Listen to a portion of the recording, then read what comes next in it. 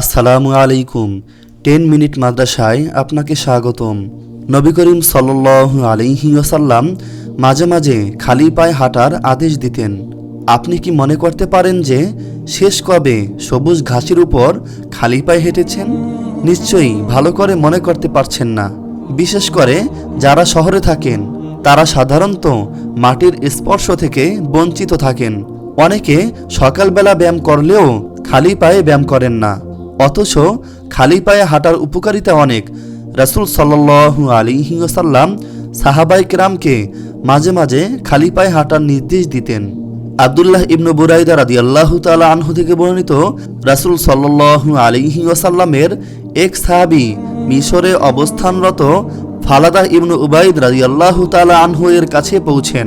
অতঃপর তিনি বলেন, আমি শুধু আপনার সঙ্গে সাক্ষাৎ করতে আসিনি, বরং আমিও আপনি যে হাদিসটি রাসূল সাল্লাল্লাহু আলাইহি ওয়াসাল্লামের কাছে শুনেছি, আশা করি এ সম্পর্কে আপনার কিছু জানা আছে। তিনি বললেন, তা কোন বিষয়ে? সাহাবী বললেন, এরূপ মানে যে কোনো একটি বিষয়। তখন ফালাদা রাদিয়াল্লাহু তাআলা আনহু বললেন, আপনি একটি স্থানের নেতা, অথচ আপনার মাথায় চুল উস্কো খুস্কো দেখছি। সাহাবী বললেন, রাসূল সাল্লাল্লাহু আলাইহি ওয়াসাল্লাম আমাদের মাত্রাতিরিক্ত জাঁকজমক দেখাতে নিষেধ করেছেন। তিনি আরও বললেন, আপনার পায়ে জুতা দেখছি না কেন? সাহাবী বললেন, নবী সাল্লাল্লাহু আলাইহি ওয়াসাল্লাম আমাদের মাঝে মাঝে খালি পায়ে হাঁটার আদেশ দিতেন। আবু দাউদ হাদিস নং 4160।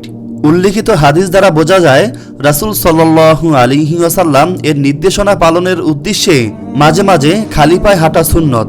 এতে যেমন মানুষের আত্ম অহমিকা কিছুটা সংবরণ হবে, তেমনি মানুষের স্বাস্থ্যের জন্য এটি অত্যন্ত উপকারী। এভাবে রাসূল সাল্লাল্লাহু আলাইহি ওয়াসাল্লামের বিভিন্ন সুন্নতে কল্যাণ রয়েছে। ডেভেলপমেন্টাল অ্যান্ড সেল বায়োলজি বিভাগ, ক্যালিফোর্নিয়া বিশ্ববিদ্যালয়ের এক প্রতিবেদনে দেখা যায়, কখনো কখনো জুতার কারণেও আমরা পা ও মাংসপেশির ব্যথায় ভুগি।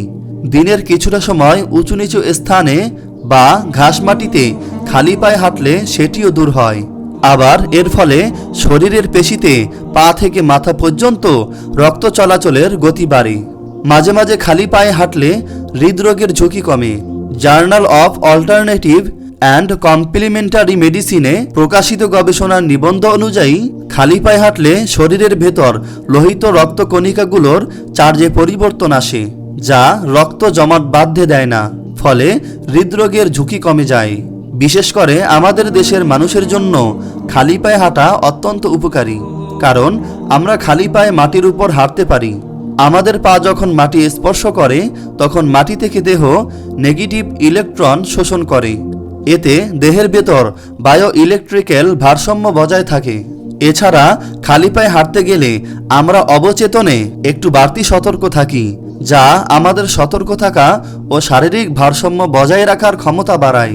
এ তথ্যটি দিয়েছেন journal of environmental and public health. তাছাড়া সবুজ ঘাসে খালি পায়ে হাঁটার ফলে কয়েক ধরনের ব্যথা দূর হয়। খালি পায়ে উঁচু নিচু জায়গায় হাঁটলে মাংসপেশিরও ব্যায়াম হয়, পেশির ব্যথাও দূর হয়। এতে রাতের ঘুমের সমস্যাও কিছুটা কেটে যায়। পোল্যান্ড মেডিকেল ইউনিভার্সিটির গবেষণায় দেখা গেছে, মাটিতে খালি পায়ে ব্যায়াম করার সময় শরীরে হ্যাপাটিক প্রোটিন ক্যাটাবলিজম নামের একটি প্রক্রিয়া শুরু হয়, যা শরীরে নাইট্রোজেনের ভারসাম্য বজায় রাখে। এতে হজম প্রক্রিয়াও উপকৃত হয়। এখানেই শেষ নয়, খালি পায়ে হাঁটলে পায়ের আকুপাংচার পয়েন্টগুলো জেগে ওঠে। এতে স্নায়ু ও শিরা উদ্দীপ্ত হয়।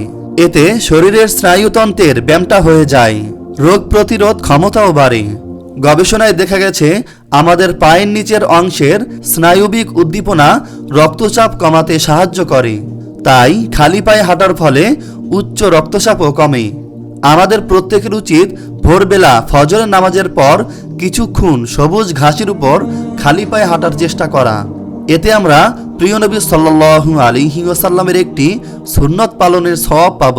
পাশাপাশি এটি আমাদের সুস্বাস্থ্যের জন্য সহযোগী হবে ইনশাআল্লাহ। আল্লাহ আমাদের সবাইকে খালি পায়ে হাঁটার তৌফিক দান করুক, আমিন। জাযাকাল্লাহ।